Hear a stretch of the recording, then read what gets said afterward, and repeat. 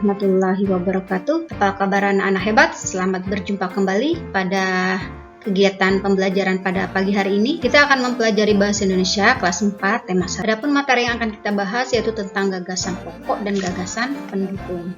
Mari kita mengingat kembali tentang paragraf. Pengertian paragraf. Paragraf disebut juga alinea, merupakan bagian bab dalam suatu karangan yang mengandung satu ide pokok dan penulisannya dimulai dengan garis baru. Nah, berikut bentuk penulisan paragraf. Baik, ini ada contoh sebuah paragraf, yaitu paragraf ini berbentuk paragraf merenggang. Mengapa dikatakan merenggang? Karena jaraknya ini sangat renggang atau sangat jauh. Nah, contohnya pada paragraf 3 paragraf berikut ini. Nah, di sini dapat kalian lihat contoh paragraf merenggang. Yang kedua, bentuk paragraf menjorok ke dalam. Mengapa dikatakan menjorok ke dalam? Anak-anak bisa mengamati di sini, nih, agak kalimat pertamanya itu menjorok ke dalam. Paragraf keduanya menjorok ke dalam, tidak renggang seperti paragraf sebelumnya. Menjorok ke dalam. Yang ini paragraf kedua dan ini paragraf ketiga. Baik, yang selanjutnya adalah paragraf gabungan. Nah, contoh paragraf gabungan ini ya anak-anak, ini paragraf pertamanya, untuk kalimat pertamanya menjorok ke dalam, kemudian agak renggang, paragraf keduanya juga menjorok ke dalam. Nah, inilah yang dikatakan dengan paragraf gabungan. Di sini anak-anak bisa melihat contoh ada 3 paragraf dan ini renggang. Nah, itulah anak-anak 3 macam bentuk paragraf. Untuk menentukan gagasan pokok dan gagasan pendukung ini, kita harus tahu dulu apa itu kalimat utama. Kalimat utama adalah kalimat menjadi inti utama paragraf. Ciri-cirinya bagaimana? Yang pertama, kalimat utama itu terletak di kalimat pertama atau disebut paragraf deduktif. Dan yang kedua, terletak di kalimat terakhir atau disebut paragraf induktif, atau bisa juga kalimat pertama dan kalimat terakhir itu disebut kalimat campuran. Anak-anak, ini contoh kalimat utama tadi terletak di kalimat pertama, paragraf deduktif. Di sini kita dapat melihat sebuah paragraf ini yang sudah jelas di kalimat pertama. Berarti kalimat pertamanya ini dari sini selain wisata alam Sumatera Barat juga terkenal dengan kekayaan kulinernya. Nah, kalimat itu biasanya diakhiri dengan tanda titik. Nah, kalimat pertama ini sudah jelas adalah kalimat utama. Dalam satu paragraf ini ada 4 kalimat. Dan di manakah kalimat utamanya? Kalimat utamanya dapat kita lihat pada kalimat pertama.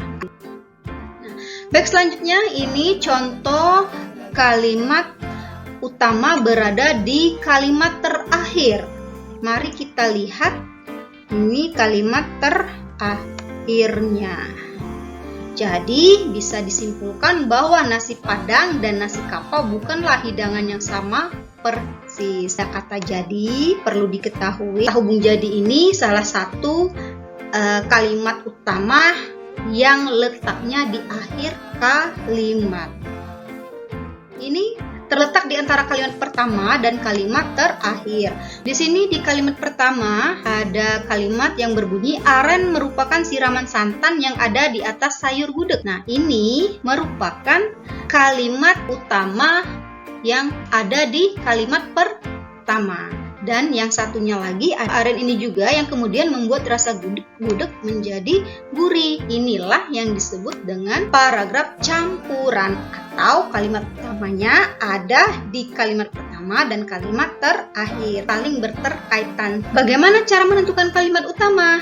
Yang pertama, membaca paragraf mulai dari kalimat pertama hingga akhir. Di awal, di akhir, ataupun tadi campuran. Bisa di awal maupun di akhir kalimat. Kedua, kalimat terakhirnya ada kata hubung jadi, maka, dengan demikian, oleh karena itu, oleh sebab itu, maka kalimat utamanya sudah pasti ada di akhir kalimat.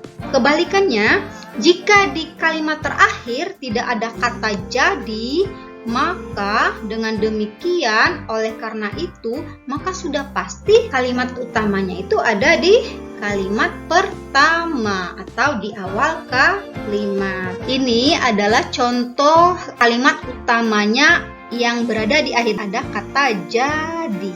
Nah, maka kalimat utama pada contoh paragraf ini ada di akhir kalimat. Di sini langsung kita lihat saja kalimat terakhirnya. Apakah di sini ada kata hubung jadi?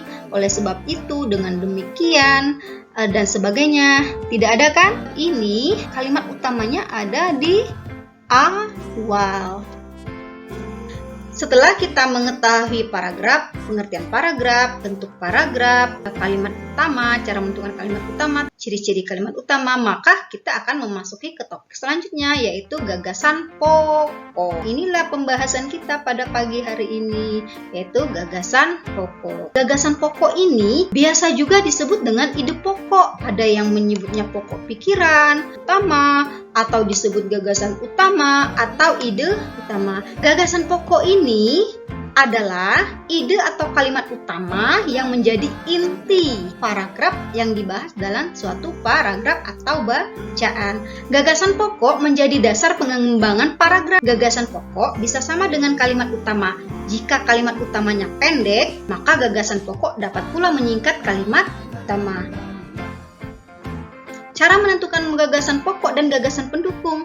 Yang pertama, syaratnya itu membaca kalimat dengan cermat. Kemudian, cari kalimat utamanya. Apakah di awal, di akhir, atau bisa saja di awal dan di akhir. Cermati kalimat utamanya. Jika dapat diringkas, maka ringkas kalimat utamanya. Jadi bisa disesuaikan. Mana gagasan pokoknya? Cara menentukan gagasan pokok. Selain wisata alamnya, Sumatera Barat juga terkenal akan kekayaan kulinernya. Selain rendang yang terkenal hingga ke seluruh dunia itu, masih banyak jenis penganan lain dari tanah Rana Minang.